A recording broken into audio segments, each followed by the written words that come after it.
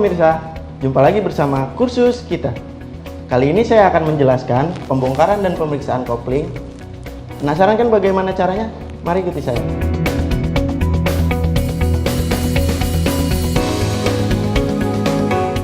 Seperti yang kita ketahui, kopling adalah suatu komponen yang berfungsi untuk memutus dan menghubungkan putaran mesin ke transmisi. Kopling dibagi menjadi tiga tipe, yaitu yang pertama ada kopling otomatis, lalu ada kopling manual, dan ada kopling semi otomatis. Kopling sendiri salah satu komponen yang sangat penting bagi kendaraan. Oleh karena itu, kopling dibutuhkan perawatan rutin agar dia bisa bekerja maksimal. Nah, untuk penjelasan kali ini saya akan menjelaskan tentang sistem kopling otomatis.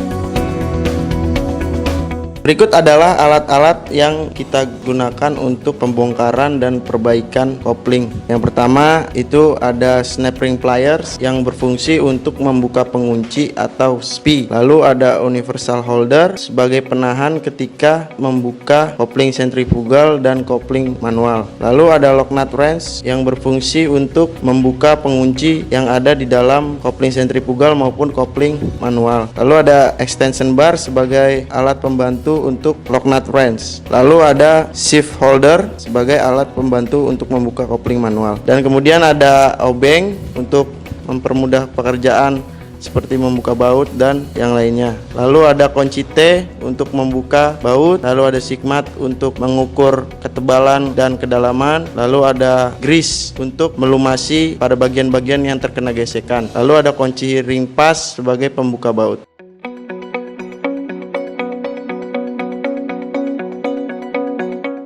Untuk tahap selanjutnya yaitu tahap pembongkaran dari sistem kopling. Untuk yang pertama kita harus membuang dulu oli yang ada di dalam mesin. Kita buka kickstarter ini. Kickstarter ini kita buka.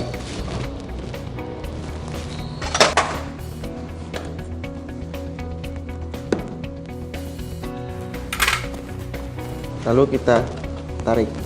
Setelah membuka kickstarter, lalu kita buka knalpot menggunakan kunci pas atau kunci ring.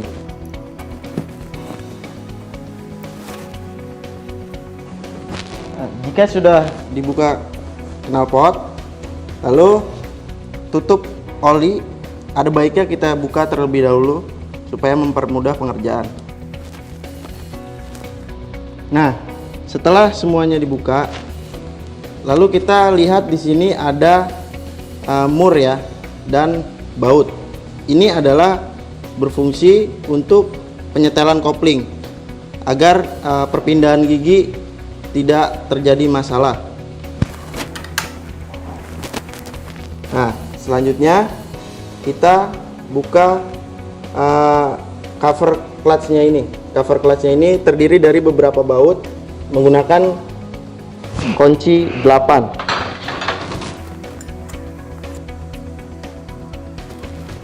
Kemudian setelah kita sudah melepas cover clutch-nya, lalu kita lepaskan ball lifternya. Setelah kita sudah melepas ball lifternya, lalu kita lepaskan susunan clutch brake-nya, lalu kita lepas baut dan coil sentrifugal filter ini dengan menggunakan kunci T. Kita tahan terlebih dahulu menggunakan universal holder ini, lalu kita kencangkan. Setelah itu kita buka bautnya.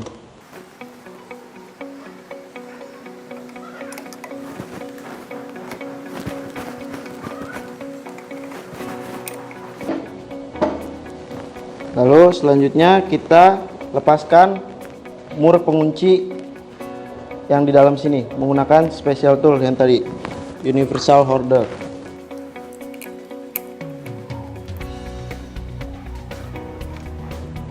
Nah, yang pertama kita harus mengetuk dulu lidah washernya ini atau pengunci washernya ini supaya dia bisa terbuka. Setelah terbuka, baru kita bisa membuka mur pengunci ini menggunakan special tool yaitu wrench nut ya. Di sini dia punya yang namanya washer ya. Ini adalah washer. Washer ini jangan sampai nanti ketika pada saat pemasangan itu terbalik, karena di sini ada tulisan outside, berarti dia adanya posisinya di luar. Nah, lalu lidah penguncinya kita keluarkan.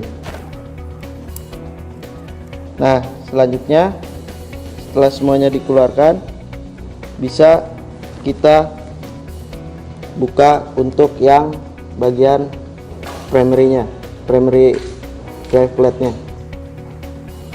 Kita keluarkan dulu bearingnya.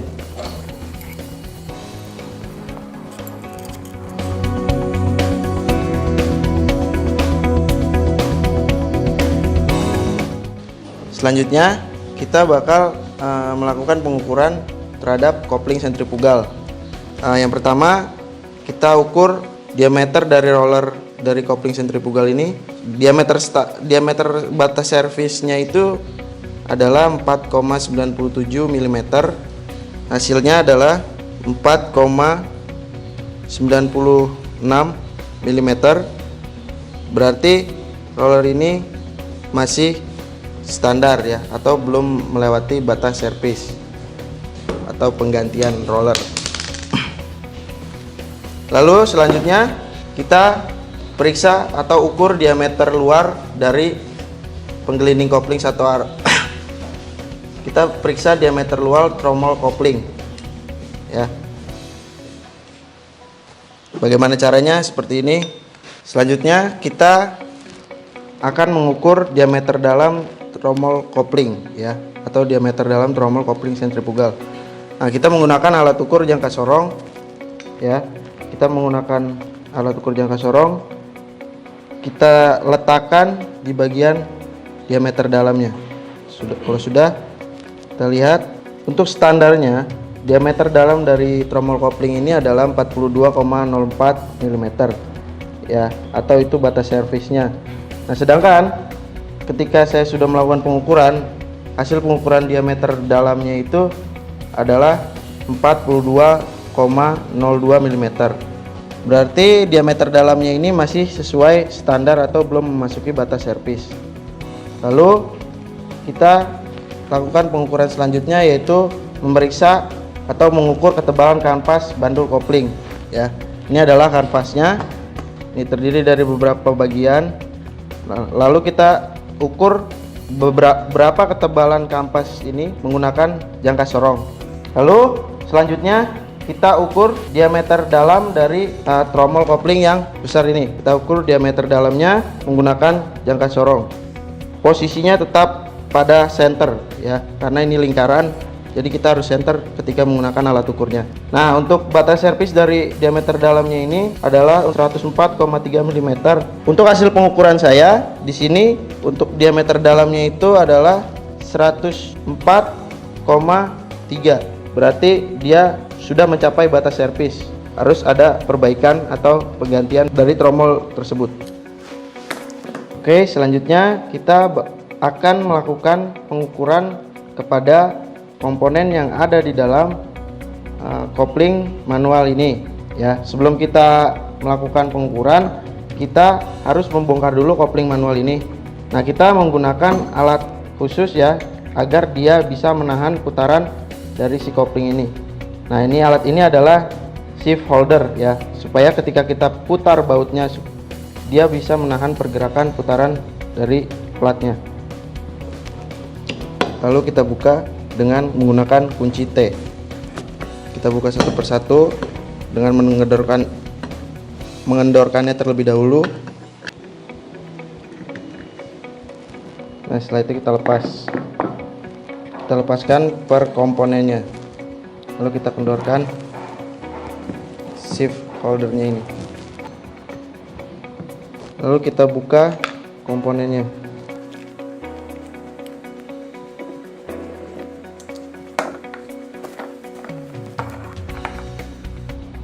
Sini ada cover clutch-nya ya. Lalu ada plat koplingnya dan kampas koplingnya.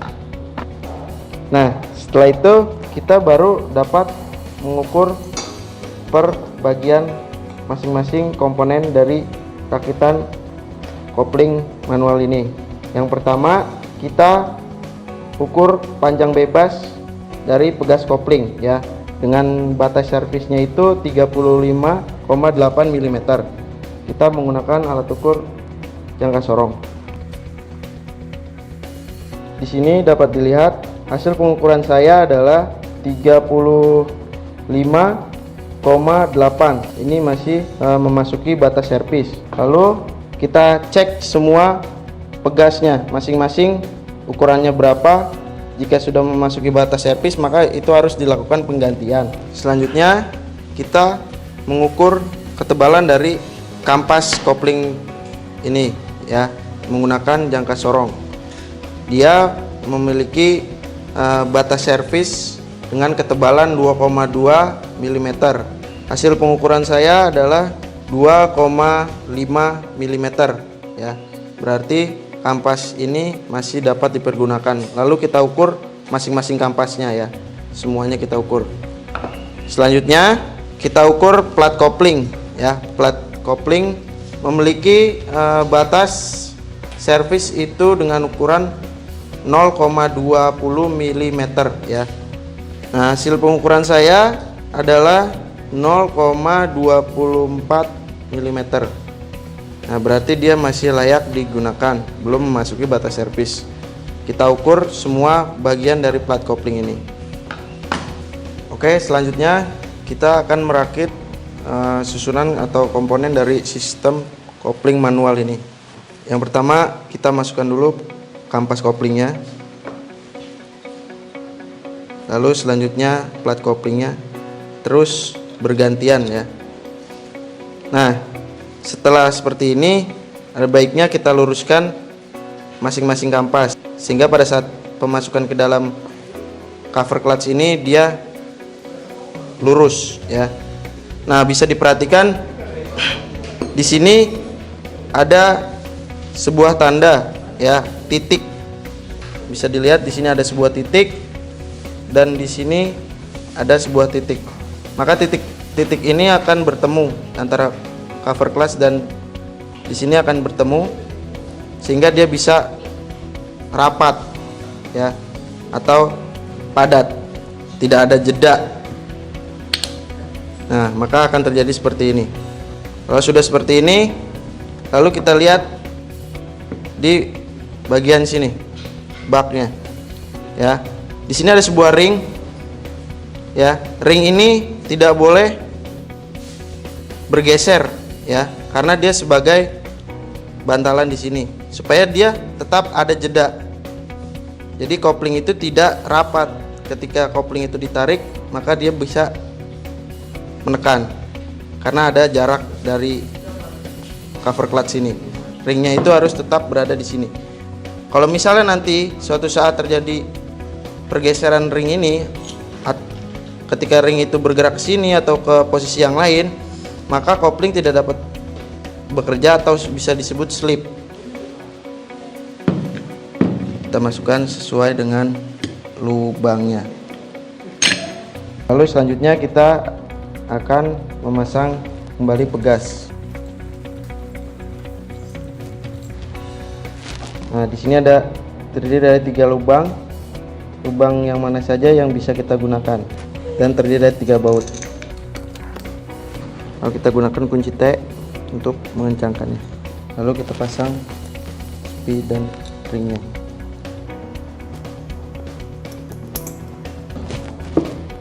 Kita masukkan.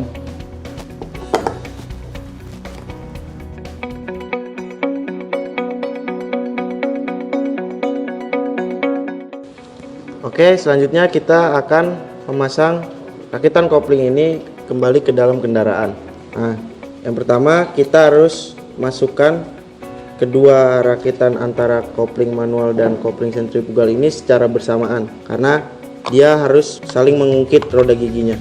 seperti ini. Oleh karena itu kita harus memasukkannya secara bersamaan. Jika sudah, lalu kita pasang kembali penguncinya. Ini jangan sampai tertukar, penguncinya dia sama, hanya dibedakan oleh ukurannya saja. Kalau untuk yang kopling manual dia lebih kecil. Lalu kita gunakan wrench nut ini,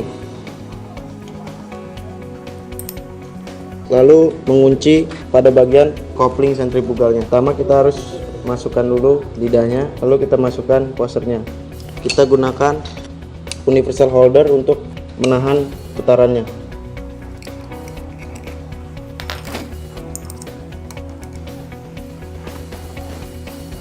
Jika sudah, kita kunci kembali lidahnya. Lalu kita pasang filternya. Nah, di sini setelah melakukan pembongkaran, seal atau packingnya itu harus diganti karena tidak dianjurkan untuk dipakai setelah pembongkaran ya. Lalu kita pasang. Lalu kita kencangkan. Selanjutnya kita masukkan bearing pada kopling manual. Sebaiknya sebelum kita masukkan, kita gunakan grease ya. Kita gunakan grease sebagai pelumas pada bearing. Bisa kita gunakan palu agar si bearing ini pas pada posisinya. Jika sudah bearing sudah dipasang, lalu kita pasang pengungkit ini. Ketika kalian memasang ini, kita lihat di poros ini terdapat garis, dia harus tegak lurus bersamaan dengan titik yang ada di sini supaya pergerakannya sesuai. Kita masukkan, lalu kita pasang pedal ini. Nah, dianjurkan ketika pemasangan di dalam lubang bearing ini masukkan ya bersamaan dengan pegasnya di dalamnya. Lalu pegas. Sudah. Tahap selanjutnya kita pasang bak kopling ini.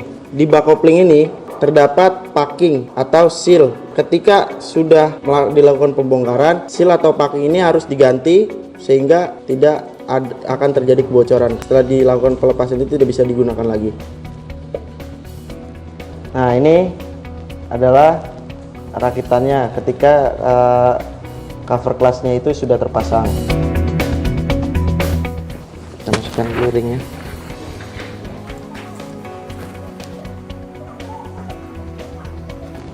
Lalu kita kencangkan. Selanjutnya kita lakukan pemasangan terhadap engkolnya.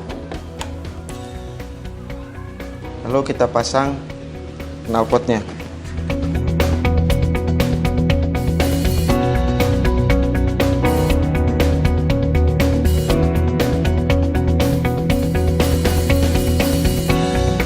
Oke pemirsa, itulah bagaimana pembongkaran dan pemeriksaan kopling. Semoga bermanfaat untuk pemirsa. Bagi Anda yang ingin memperdalam dan berminat pada bidang keterampilan otomotif, Anda dapat menghubungi lembaga kursus dan pelatihan terdekat atau Dinas Pendidikan setempat. Anda juga dapat menghubungi website kami di www.kursus.kemendikbud.go.id. Sekian dan salam kursus kita. Vokasi kuat menguatkan Indonesia.